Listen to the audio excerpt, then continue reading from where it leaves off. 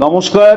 আমাদের সঙ্গে এই মুহূর্তে টেলিফোনে যুক্ত আছেন বাংলাদেশের সাবেক স্বরাষ্ট্রমন্ত্রী এবং আওয়ামী লীগের শীর্ষ নেতা আসাদুজ্জামান খান কামাল। আমরা তার সঙ্গে কথা বলবো এই মুহূর্তে। আপনারা অনেকেই ইতিমধ্যে শুনেছেন যে আজ রবিবার বাংলাদেশের আন্তর্জাতিক অপরাধ ট্রাইব্যুনালে মাননীয় শেখ হাসিনা এবং আসাদুজ্জামান খান এবং একজন সাবেক পুলিশ কর্তা, পুলিশের মহানির্দেশক, তাদের বিরুদ্ধে একটি তদন্ত রিপোর্ট পেশ করেছেন চিফ প্রসিকিউটর তাজুল ইসলাম। তো সেখানে মানবতা বিরোধী নানান অভিযোগে অভিযুক্ত করা হয়েছে সাবেক স্বরাষ্ট্রমন্ত্রীকেও, যেমন সাবেক প্রধানমন্ত্রীকে করা হয়েছে, সাবেক স্বরাষ্ট্রমন্ত্রীকেও করা হয়েছে। তো আমরা তার মুখ থেকেই শুনবো, সাবেক স্বরাষ্ট্রমন্ত্রীর মুখ থেকে, যে তিনি ঠিক কি বলছেন এবং কি হয়েছিল সেই সময়। মিস্টার কামাল, আপনাকে দ্য ওয়ালে অনেক স্বাগত জানাই। আপনি যদি বলেন। দেখুন, ঘটনাটাতে এত দুইবাদ মানে পরিবর্তন, মানে প্রতি ঘন্টায় ঘন্টায় পরিবর্তন হয়েছে। আমরা ঠিক এগুলির জন্য প্রস্তুত ছিলাম না। আমরা প্রথমে দেখলাম ছাত্ররা কোটা বিরোধী একটা আন্দোলন শুরু করেছে। মুক্তিযোদ্ধারা 30% কোটা পেত এবং অন্যান্য মহিলারা 10%, এবং পার্বত্য চট্টগ্রাম মানে 3টে পার্বত্য ডিস্ট্রিক্ট সেখানের কোটা ছিল।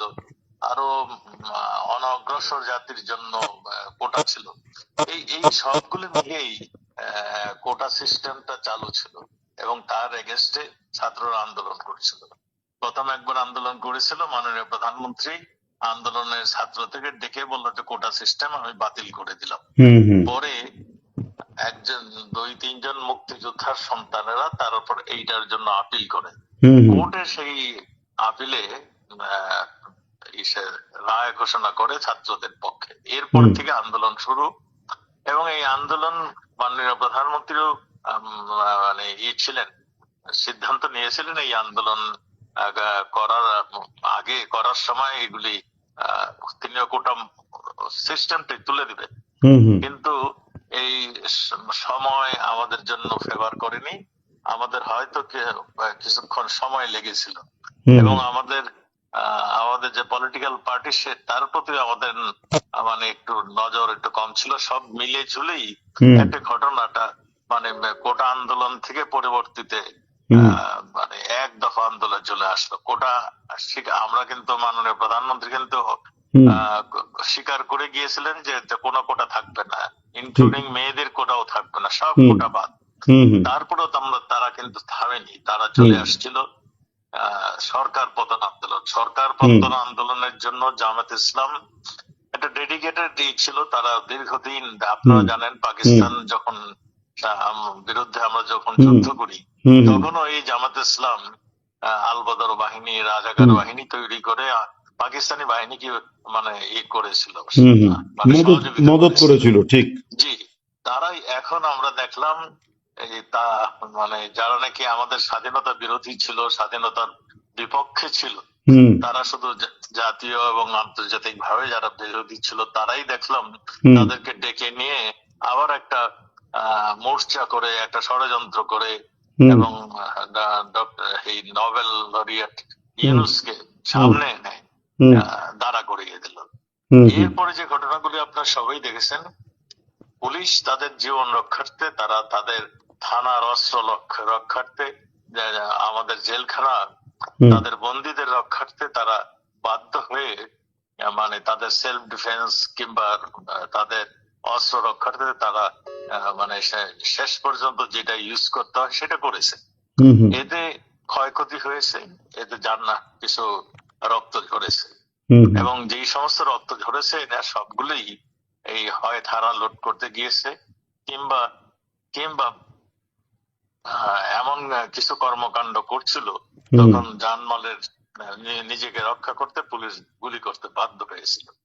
ঘটনা ঠিক এরকমই হয়েছিল। এখন এগুলিকে নানাভাবে নানা কৌশলে এগুলিকে সাজিয়ে মানে মাননীয় প্রধানমন্ত্রীর নামে, এবং আমি যেহেতু আমি হোম মিনিস্টার ছিলাম, আমার নামে এবং পুলিশের যিনি প্রধান তার নামে এই মানে ঘটনাগুলো কিন্তু শুধু পুলিশ একা করেনি। কারফিউ যখন দেওয়া হয় তখন বিজিবিও ছিল, আর্মিও ছিল, হুম এবং হুম আনসার বাহিনীও ছিল। হুম হুম কাজেই শুধু পুলিশের উপরে যদি বলা হয় তাহলে হুম এই জিনিসটাও মনে হয় ঠিক হবে না। আচ্ছা আমি আমি যেটা বলতে চাই, হুম এটা সম্পূর্ণ সেলফ ডিফেন্স, সম্পদ রক্ষার্থে এবং হুম জানমালের রক্ষার্থে পুলিশ বাধ্য হয়ে শেষ অস্ত্রটি ইউজ করেছে। হুম এখানে কেউ নির্দেশ দিতে হয় না, হুম পুলিশের আইনেই হুম এটা তাদেরকে সেই ক্ষমতা দিয়ে দেওয়া হয়েছে যে হুম তারা সেলফ ডিফেন্স, সম্পদ রক্ষার্থে তাদের হুম তারা ফায়ার ফায়ার ওপেন করতে পারবে। শেষ হুম অস্ত্রটাই হলো তাদের এটা। হুম এখানে সেই জন্যই কিছু ক্ষয়ক্ষতি হয়েছে। এইখানে যতগুলো মানুষ হত হয়েছে কিংবা হুম হত্যা হয়েছেন, হুম এর মধ্যে শুধু শুধু যে বিদ্রোহ যারা করেছেন তারাই নয়, ছাত্র সংখ্যা তো যথেষ্টই কম, অন্যান্য হুম যারা ছিল তারা হুম এই এই সংখ্যায় জড়িত হয়েছে। হুম এবং এখানে ছাত্রলীগের ছেলেরাও মানে হত হয়েছেন, হুম এখানে আওয়ামী লীগের ছেলেরাও হত হয়েছেন। হুম তা সব মিলিয়ে পুলিশ হত হয়েছেন। পুলিশের হুম সংখ্যাটা কিন্তু এখনো সঠিকভাবে আনয়ন করে নাই। হুম এক জায়গায় ধরেন সিরাজগঞ্জের এক জায়গায় 13 পুলিশকে হুম হুম মানে পিটিয়ে হত্যা করেছেন, হুম হুম যাত্রাবাড়িতে পুড়িয়ে হত্যা করেছেন, হুম বিভিন্ন জায়গায় পুলিশ হত্যা করে আবার ফ্লাইওভারে ঝুলিয়ে রেখেছেন লাশ। হুম হুম এই দৃশ্যগুলিও দেখেছেন। হুম কাজেই আর যত পুলিশের অস্ত্র টস্ত্র লুট করে নিয়ে গেছেন, এখন অস্ত্রগুলি তাদের হাতেই রয়েছে। হুম এই সবগুলি মিলে ঝুলেই এই ঘটনা ঘটেছে। এখন কিভাবে আওয়ামী লীগকে দমন করতে হবে, কিভাবে মাননীয় প্রধানমন্ত্রীকে হুম জব্দ করতে হবে, সেই জন্যই এই সমস্ত মামলা অত্যন্ত কৌশলে এই মামলাগুলোকে মানে করছেন। এবং একটা তার সেইভাবে ইনকোয়ারি রিপোর্ট গুলি আসছেন।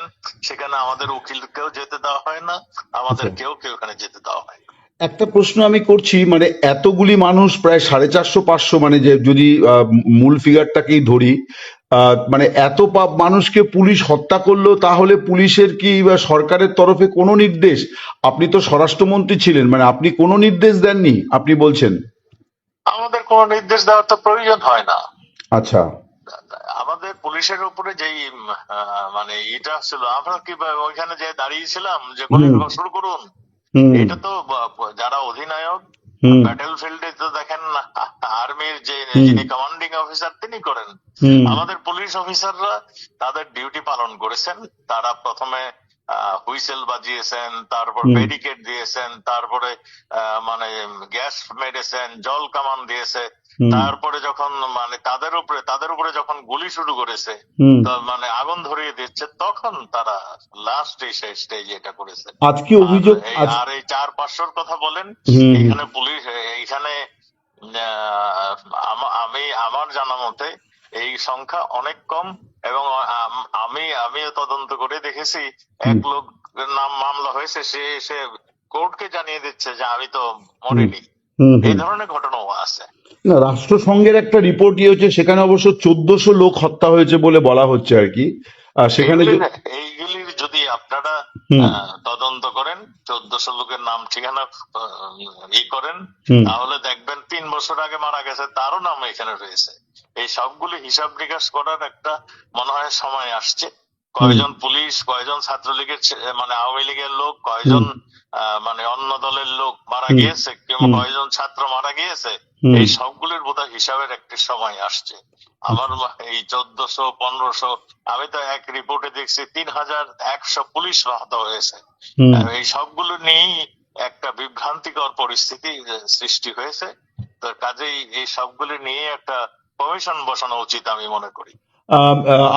আপনি বলছেন যে একটা বিচার বিভাগীয় কমিশন, যেমন শেখ হাসিনা কমিশন গঠন করেও দিয়েছিলেন, যেটা কন্টিনিউ হয়নি পরবর্তী সময়তে। জি জি জি।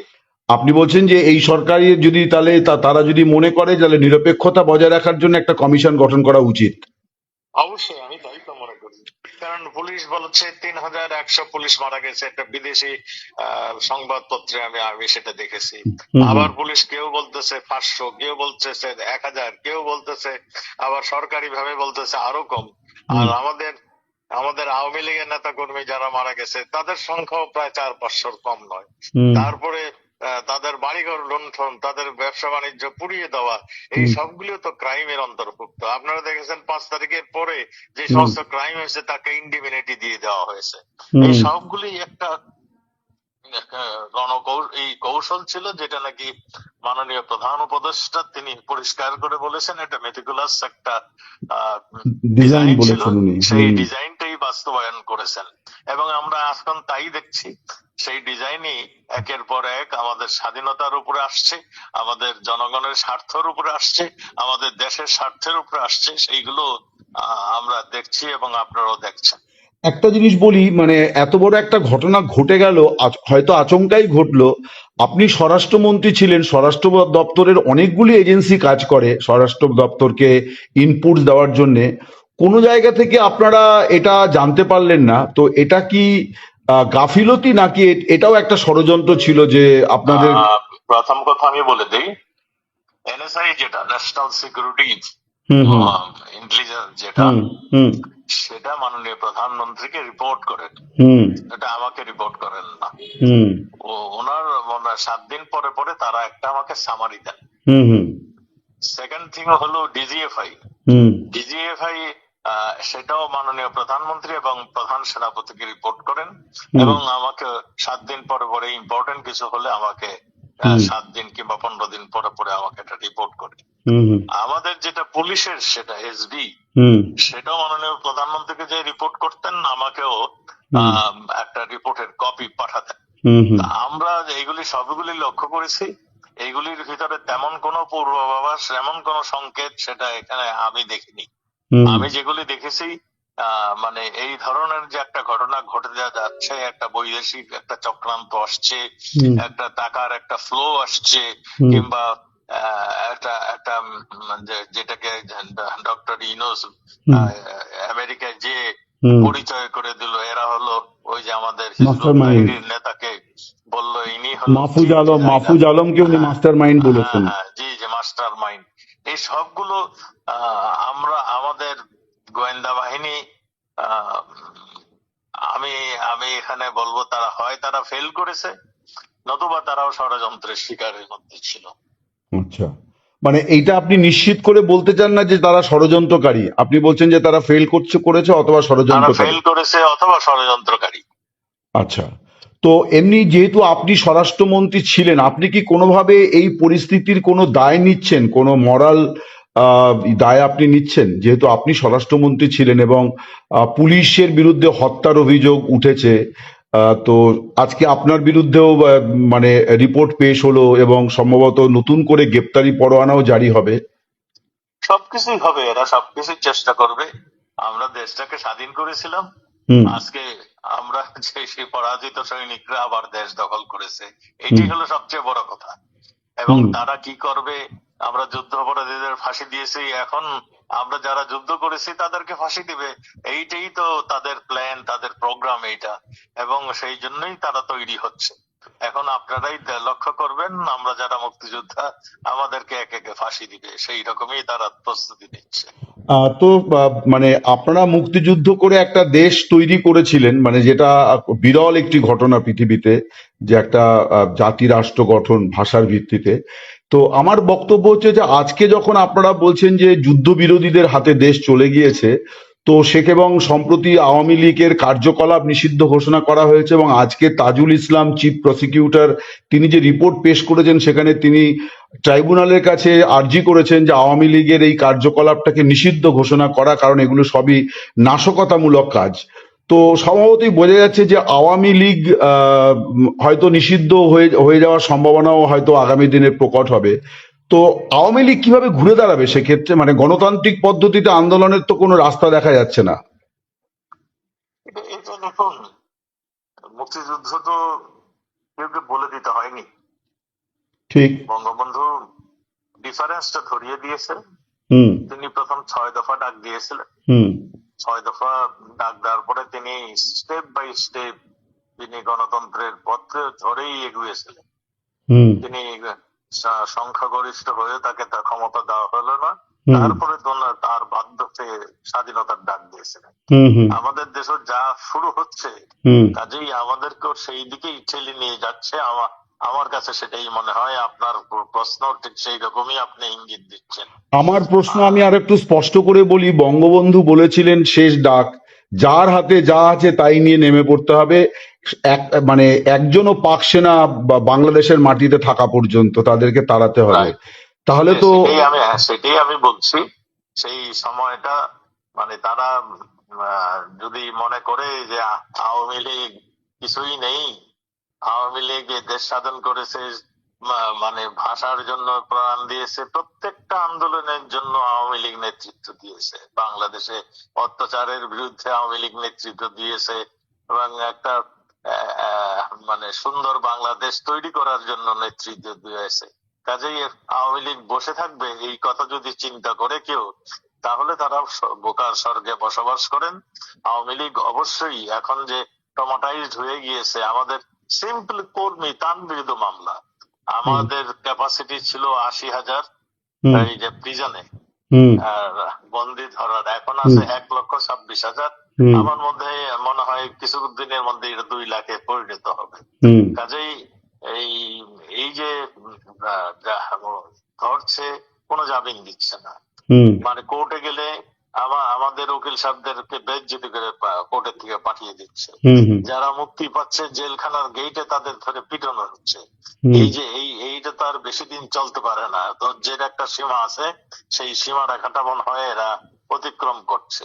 কাজেই আপনি যেগুলি বলছেন, আমরা বঙ্গবন্ধুর সৈনিক, বঙ্গবন্ধু দেশকে স্বাধীন করে গেছে, এ দেশের মানুষ এখনো ভুলে নাই।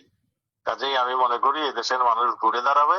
আর এই সব অত্যাচার মানে আপনি যা বলছেন, পরিস্থিতি যে জায়গায় গেছে এবং আপনি যা কমিটমেন্টের কথা বলছেন, তাতে তো আরেকটা মানে অস্ত্র হাতে গেরিলা যুদ্ধের দিকে এগোচ্ছে। এখন তাদের হাতে যে সমস্ত অস্ত্র রয়েছে, এগুলি যদি আমাদের এই নিরাপত্তা বাহিনী বলুন, আমাদের সামরিক বাহিনী বলুন, এরা যদি কালেকশন না করে, তাহলে তো আমরা যখনই আমরা ঘরের থেকে বের হবো তারা গুলি করবে। কাজেই এখন প্রশ্নই আসে, তাহলে আমরা বসে থাকবো? আমাদের হাতে ওই যে বঙ্গবন্ধু বলছিলেন, যাতে যা কিছু দা বঠি যা আছে তাই নিয়ে বের হয়ে যাবে আমাদের মানুষ। তার মানে আপনি বলছেন যে দেশকে মুক্ত করার জন্য আওয়ামী লীগ আরেকটা মুক্তি সংগ্রাম করতে? আমি এটা এখনো বলি নাই, আমরা এখনো ধৈর্য ধরে আছি।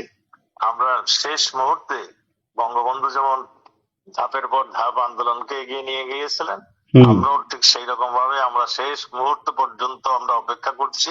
আমরা তারপরে আমরা বসে থাকবো না। ওই বঙ্গবন্ধু আমাদের শিখিয়েছে, রক্ত যখন দিয়েছি আরো দিব, এই দেশকে মুক্ত করে সারবো ইনশাআল্লাহ। 7ই মার্চের ভাষণ, জি আপনাদের সেটাই এখন পাথেয় আপনি বলছেন। জি ভাই। আপনি একটা কথা বলছিলেন যে আপনাদের আইনজীবীদের দাঁড়াতে দেওয়া হচ্ছে না, আপনারা কি এই বিচার ব্যবস্থাকে গ্রহণ করছেন না বর্জন করছেন? আমি যেখানেই যাচ্ছি সেখানেই আপনাদের মতন সাংবাদিকদের, অন্য কোন বিদেশি নাগরিকদের দেখা হলে আমি এইটাই রিকোয়েস্ট করি, আমাদের জন্য যদি কিছু আপনাদের করণীয় থাকে, আমাদের জুডিশিয়ারি সিস্টেমটাকে নিউট্রালাইজ করে দিন। জুডিশিয়ারি সিস্টেমে যে আমাদের মানুষগুলো বিচার পায়, সেই ব্যবস্থাটা করুন। এই ট্রাইব্যুনালকে কি আপনারা গ্রহণ করছেন না বর্জন করছেন? এই যে ট্রাইব্যুনালের বিচার, অবশ্যই বর্জন করছি। আমরা সেই জন্যই তো বলছি, জুডিশিয়ারি সিস্টেমটা করাপ্ট হয়ে গিয়েছে, একপেশে হয়ে গেছে, দুর্নীতিবাজ হয়ে গিয়েছে। মানে জজ সাহেবরা মানে ওই ইঙ্গিত না পেলে কলম ধরেন না, ইঙ্গিত পেলেই কলম ধরেন, আর না হলে বসেই থাকেন। আপনারা নিজেরও যে লক্ষ্য করেছেন নিশ্চয়ই, কোন সাংবাদিক কোনো কথা বলতে পারে? কোন সাংবাদিক এখন পর্যন্ত এই সরকারের বিরুদ্ধে কোনো কথা বলেছে? কাজেই এগুলো সবই আপনারা দেখেছেন। বেশ, অনেক ধন্যবাদ আপনাকে, আপনি ভালো থাকুন। আপনিও ভালো থাকুন। আমাদের সবারই হয়েছে মুশকিল, এরা এতই ভয়ানক, এরা এতই নৃশংস। এই ধরেন আমাদের এই যে আমি ইন্টারভিউ দিলাম, দেখেন আমার বন্ধু বান্ধব পরিচিত আত্মীয় স্বজনের বিরুদ্ধে, এইটার জন্য তারা আবার নতুন করে ষড়যন্ত্র শুরু করবে। যাই হোক, হ্যাঁ সেটা হয়তো হবে, কারণ বেশ কিছু ঘটনায় সেটা দেখাও গেছে। তো দেখা যাক, জেলখানা উপচে পড়লে হয়তো জেলের প্রাচীর ভেঙে গিয়ে আবার বন্দীরা মুক্ত হয়ে যেতে পারেন, সেটাও হতে পারে। আরেকটা মজার খবর আমি শুনতেছি সুব্রত বাইন। হুম সুব্রত বাইন একটা নাম করা টেরোরিস্ট ছিল। হুম হুম মোল্লা মাসুদ একটা নাম করা টেরোরিস্ট ছিল। হুম হুম আমরা তাদেরকে ধরেছি এবং ভারত সরকার সুব্রত বাইনকে ধরেছিল। হুম হুম এই এই সুব্রত বাইন কে ওই যে আমাদের সঙ্গে বন্দি বিনিময়ের চুক্তি ছিল হুম ভারতের, হুম তারা আমাদেরকে দিয়ে দিয়েছিল। সুব্রত বাইন জেলখানায় ছিল, হুম মোল্লা মাসুদ জেলখানায় ছিল। এইখানে গিয়াসউদ্দিন আল মামুন, তারেক জিয়ার যিনি বন্ধু, হুম তিনি যখন জেলখানা থেকে বের হয়ে গেলেন তখন এদেরকে কাজে লাগিয়েছিলেন। এদের জন্য সৈন্য সামন্ত যারা ছিল তাদেরকে কাজে লাগিয়েছিলেন তিনি, হুম এবং ওয়াদা করেছিলেন তিনি বের হওয়ার সময় এদেরকে নিয়ে যাবেন। হুম আহ, কোন ক্ষমতা বলে, কোন আইনের বদলতে তিনি এই সবগুলিকে নিয়ে বের হয়ে চলে গিয়েছিলেন, হুম সেটা শুধু এই দুইজনের নাম বললাম, তারপরে আরো অনেকে আছে, আপনারা সবাই জানেন, ঢাকার হুম বড় বড় হুম টেরোরিস্ট, হুম টেরর, হুম হ্যাঁ, সবগুলো বের হয়েছে, এবং তারা সব বিএনপির মানে দলীয় কার্যক্রমে তারা হচ্ছে। দুজনকে এখন অ্যারেস্টও করা হলো রিসেন্টলি, সুব্রত বাইনকে অ্যারেস্টও করা হলো। সুব্রত বাইন নাকি আমাদের বিরুদ্ধে কথা বলছে, অথচ আমাদের সঙ্গে তার কোনো, আমরাই তাকে অ্যারেস্ট করে ভরে রেখেছিলাম। মূল্য ইসে তাকে ছুটিয়ে নিয়ে আসছে তাদের কাজ করানোর জন্য। তাদেরই কাজ করতো, এখন নাকি বলছে আমরা নাকি তাদেরকে বের করেছি। কত হুম। ধরনের আজগুবি কথা, কত ধরনের মানে অবাস্তব কথা শুনবেন, মানে আমি একটা শুনতেছেন জিনিস এবং বলি, শুনবেন। তারেক জিয়ার নাম যেহেতু এলো, আপনি দীর্ঘদিন স্বরাষ্ট্রমন্ত্রী ছিলেন, তারেক জিয়া কেন দেশে ফেরেন না? আপনার কাছে কি খবর, মানে কি কারণে ওনার, মানে ওনার ভয়ে বা ওনার কারণটা কি? আমি এই সমস্ত কারণ জানি না। আমার সঙ্গে বিরোধী দলের সবারই আমার একটা সুসম্পর্ক ছিল। আমি সবার সঙ্গে কথা বলতাম, সবাই মানে যাতে ভালোভাবে থাকে তার ব্যবস্থা করতাম। কাজেই তার মানে এই তারেক জিয়া কেন আসছে না সেই বিষয়টা আমার জানা নেই। হুম। আর আহ, আমি আমি সব বিরোধী দলের নেতাদের সঙ্গে আমার রিলেশন ভালোই ছিল। আমি কোনোদিন কারো মানে ন্যায্য কথা আমি অগ্রাহ্য করি নাই। আপনি শুরুতে একটা কথা বলছিলেন যে একটু রাজনীতিতে সম্ভবত আপনাদের বিলম্ব হয়েছিল, মানে আপনি কি এটাই বলতে চাইছিলেন যে তখন একটু হ্যাঁ, পলিটিক্যাল আমাদের প্রসেস? ডিসিশন নিতে বিলম্ব হয়েছিল, হুম। সেইটাই আমি বলতে চাচ্ছি। আচ্ছা, তো সেই প্রক্রিয়ার মধ্যে কি আপনি ছিলেন, না অন্য কারো দায়িত্ব ছিল এই ডিসিশনটা নেওয়ার ক্ষেত্রে? এগুলি এগুলি তো, আমি তো সেন্ট্রাল কমিটির নেতা নই। হুম এরা সেন্ট্রাল কমিটির নেতা যারা ছিলেন, হুম মাননীয় প্রধানমন্ত্রী ছিলেন, হুম তারা ডিসিশনটা তারা আসতো, ইমপ্লিমেন্ট আমরা করতাম। হুম কি ধরনের সিদ্ধান্ত হলে ভালো হতো আপনার মনে হয়, যে তখন আমাদের আমাদের এগুলি অনেক লম্বা কথা। হুম আমার মনে হয় আপনার 2 মিনিটের কথা বলছেন, হুম 15-16 মিনিট হয়ে গেছে।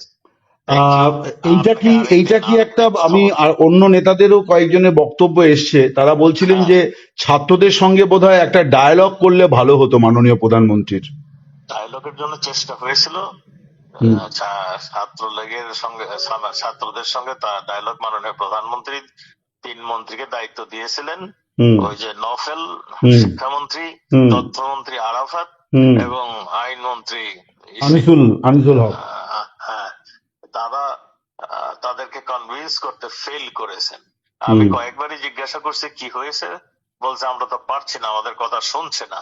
হুম তা আমি বললাম যে শুনছে না, দাবি দেওয়া কি সেইগুলি বলে দেন, সব মানবো, তারপরে শুনবে না কেন? বলে শুনছে না, তারা এক দফায় চলে যাচ্ছে। হুম আচ্ছা। এইটাই আমি যতটুকু জানি। এটা মাননীয় প্রধানমন্ত্রী চেষ্টা করেছিলেন, হুম তিনিও নিজেও ডাক দিয়েছিলেন, সেই ডাকও আসেনি, এবং এই 3জন মন্ত্রী তারা 4-5 দিন কথা বলছেন কিন্তু কাজ হয়নি। এই তিনজনকে দৌত্য করতে দেওয়া, দায়িত্ব দেওয়াটার মধ্যে কি কোনো ভুল ছিল মনে হয়, যে আরো কি কম্পিটেন্ট লোক ছিলেন? এটা মাননীয় প্রধানমন্ত্রীর বিচক্ষণ একজন নেত্রী, হুম তিনি ভালো বুঝেন। সেই জন্যই তিনি কাকে দিয়ে কি হবে সেইটুকু উনি জানতেন, সেই জন্যই উনি দিয়েছিলেন। বেশ, অনেক ধন্যবাদ আপনাকে। আপনি জি, ভালো আপনিও থাকুন। ভালো থাকবেন। নমস্কার।